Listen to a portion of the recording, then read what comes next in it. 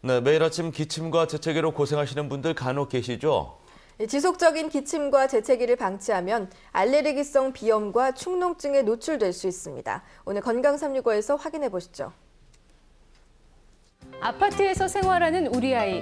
매일 아침 기침이나 재채기를 한다면 코병을 의심해봐야 합니다.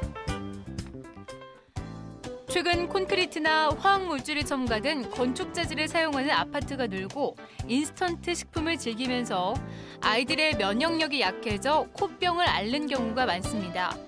기침약을 먹어도 회복되지 않고 기침과 재채기를 달고 산다면 코 치료를 병행하는 것이 좋은데요. 보통 기침이나 재채기를 하게 되면 감기인가 싶어서 감기약을 사 드시곤 하시는데요. 이렇게 감기약을 드셔도 기침이 발작적으로 지속적으로 나타나게 되면 천식이나 폐렴인가 싶어서 병원을 찾게 됩니다.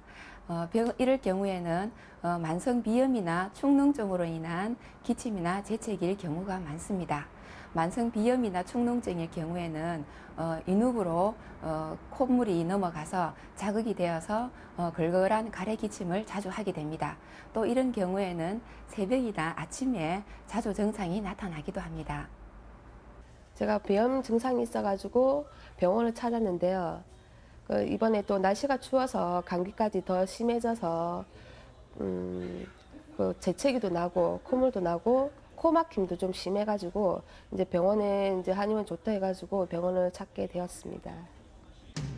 기침과 재채기를 원인에 맞게 치료하지 않고 항생제를 남용하면 오히려 증상이 악화될 수 있기 때문에 주의가 필요한데요.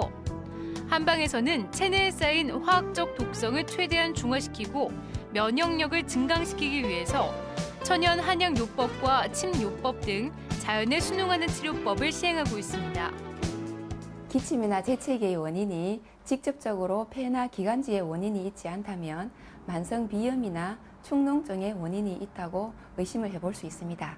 만약 코 질환이 원인이라면 콧물이 목 뒤로 넘어가지 않도록 비강 내의 부기를 가라앉혀주는 한약재를 직접 비강 내에 도포하기도 하고, 또한 그 코의 기능을 지배하고 있는 폐의 기운을 원활히 해주는 한약 처방을 병행하기도 합니다. 새집 증후군으로 생긴 기침이나 재채기를 제대로 치료하지 않아서 축농증이 생기는 경우도 있는데요. 이사를 가는 경우에는 반드시 환기를 자주 시키고 화초 같은 실내 식물을 키우는 것이 좋습니다.